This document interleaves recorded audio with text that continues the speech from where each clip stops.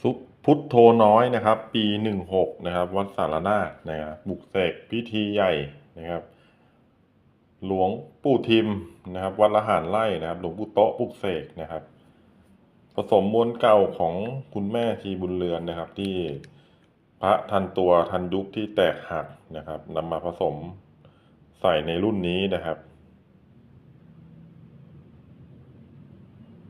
แล้วตอนนี้พระของคุณแม่ชีบุญเรือนพุทโธนี่ราคาขึ้น